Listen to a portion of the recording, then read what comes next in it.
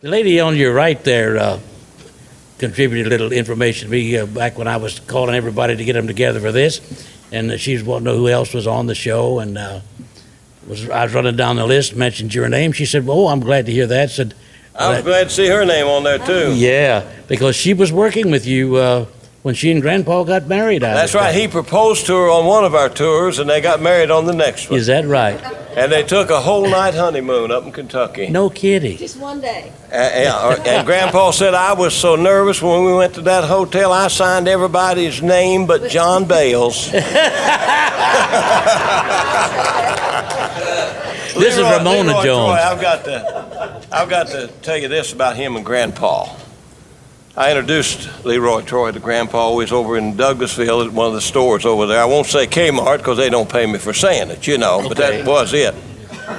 But anyhow, I told Grandpa, I said, I want you to meet this boy here. I said, he likes the old time style.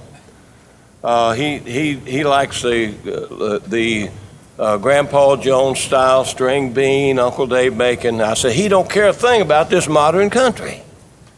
Grandpa said, I don't even listen to it. Is it still on? Mac, Something I started to say a while ago, just before I want to clear it up because I said something and then it sounded like I was butting in, but one of the things that I remember Grandpa saying, and you was having trouble with your B string a minute ago. Yeah. Grandpa used to say, and I won't say it in the exact words that Grandpa used to say, it was this, Dad blamed the man that invented the B string. Mac, I wanted to tell you a little bit about the Bailes brothers, too. I started working with them in about 1945, wasn't it?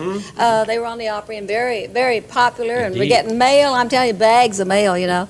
Well, Johnny hired me to play bass fiddle for them for $60 a week. I remember that. That was okay back then, you know, sure $60 a week wasn't bad. Well, anyway, I went on the road with them 1 week, and when I came back, in the meantime, I had played a fiddle tune, and I sang harmony in your trio sometimes. And Johnny said, "Well, you're worth more than that, and we'll give you $75 a week." And I never did get 60 a week. I got $75 a week. From then on, that speaks for itself, doesn't it? That was great. Yeah. Yeah, it does. We loved Ramona and Grandpa. They're just part of our lives, always have been. That's true. We got married up in Kentucky when we were working a tour in Kentucky, I believe, and Grandpa was from Henderson, Kentucky, and we got married in Henderson, and we weren't missing but one day. Is that right? Right. Just one day. But where was it that my wife Frankie and myself and you and Grandpa got stuck somewhere one time and spent almost all night in the car? Probably Alabama. We played a lot of dates in Alabama. I know that. We played so many courthouses. I always remember playing courthouses. Anyway, I remember Grandpa would turn the ignition on, let it warm up a little bit, and then we'd all go back to sleep.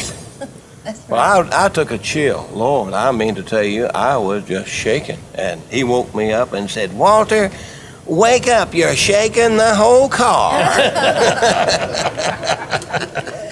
Of course, I had a little snoring in with it, you know. Yeah, I can imagine that. You was talking about Grandpa and country music. He told me one time he was driving down the road and he thought he was listening to Oak Ridge Boys Quartet record, and it turned out it was a wheel bearing.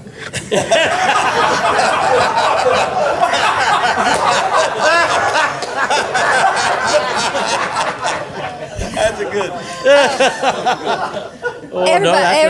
Everybody tells their favorite Grandpa story. Right. I thought I had one I could tell you today. Okay, tell me. I know a lot of them, but just this one I'll tell you. One time we were on the Friday night, I believe they called it Frolic, maybe it was the Opry on Friday night up in the old WSM studios, and Wilma Lee was there, and Stoney had been sick, and Grandpa had been out with he'd had a gallbladder operation. So Wilma Lee got up and said, of course we love him, I wanted to say that before I tell this story. Grandpa said, "Well, I've been gone," and said, "I guess I want to thank the people. We got about 50 cards and letters, you know, while I was gone. And I appreciate that and want to tell everybody." So Wilma Lee came up soon, and Stoney had been sick with a heart attack.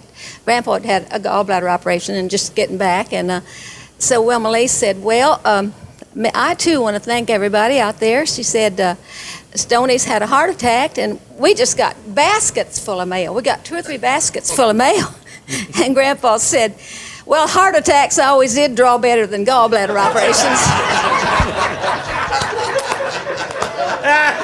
I can believe that.